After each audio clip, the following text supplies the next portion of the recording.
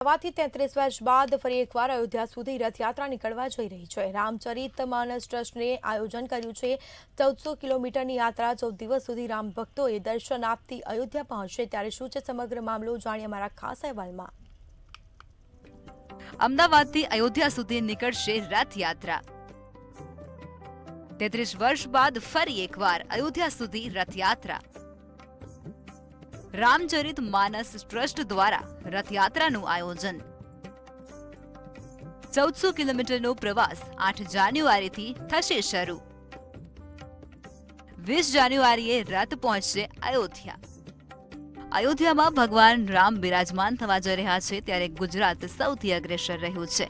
ગુજરાતમાં 33 વર્ષ પહેલા સોમનાથથી અયોધ્યા રથયાત્રા રામ મંદિર સંકલ્પ માટે નીકળી હતી। આ સંકલ્પને 33 વર્ષ બાદ હવે પૂર્ણ થયો છે। ત્યારે રામચરિત માનસ ટ્રસ્ટ દ્વારા એક રથયાત્રાનું આયોજન કરવામાં આવ્યું છે। આ આયોજનમાં 1400 કિલોમીટરના પ્રવાસ 8 જાન્યુઆરીથી શરૂ થશે, જે 20 જાન્યુઆરીએ અયોધ્યા પહોંચશે। અમે લોકો એવો સંકલ્પ લીધો છે કે અખંડ રામાયણ અમે અમદાવાદથી શરૂ કરશું ને અયોધ્યામાં જઈને અખંડ રામાયણનું પાઠ પૂરું કરશું। એટલે રામચરિત માનસની યાત્રા દરેક માણસને સારી રીતે અમે એમના વિષયમાં જ્ઞાન આપશું। અચ્છા, તો આ જે લાભ જે છે એ કેવી રીતે લોકોને મળવાનો છે? ક્યારથી આ રથયાત્રા શરૂ થવાની છે ને કેટલા તારીખ સુધી ને ક્યાં ક્યાં સ્પોટ પર વધારે રોકાવાની છે?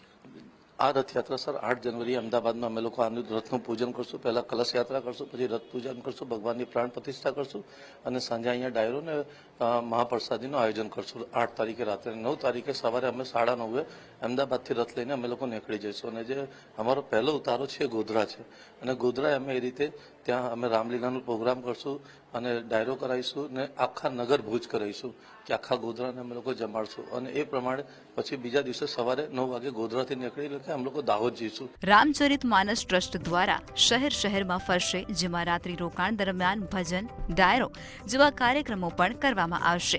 દેશના તમામ લોકો આ રથમાં ભગવાન રામની તમામ જન્મથી લઈ અને વનવાસ સુધી વાંચન કરવામાં આવશે। પ્રથમ વખત આ વાહનમાં રામચરિત માનસનું આયોજન કરવામાં આવ્યું છે।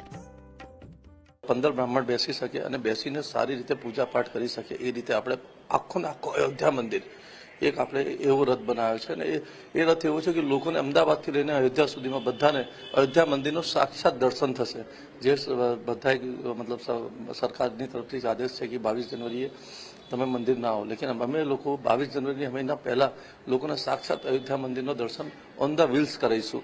એક ભક્ત તરીકે હવે જે સનાતન ધર્મ આગળ વધી રહ્યો છે અને હિન્દુઓ માટે બહુ સારું આ કાર્ય થઈ રહ્યું છે, તો બધા આમાં સહભાગી થાય અને અયોધ્યાની આ યાત્રામાં જોડાય, એના માટે આપણે પૂરો પ્રયાસ કરીશું। ભગવાન રામ અને અયોધ્યા હિન્દુઓ માટે આસ્થાનું પ્રતીક છે, ત્યારે ભાવિ ભક્તોમાં પણ આ રથને અને રામચરિત માનસને લઈ અને ખૂબ જ ઉત્સાહ જોવા મળી રહ્યો છે। ત્યારે આગામી 8 જાન્યુઆરીની તમામ લોકો હવે રાહ જોઈ રહ્યા છે। મેહુલ દુધરેજિયા, મંતવ્ય ન્યૂઝ, અમદાવાદ।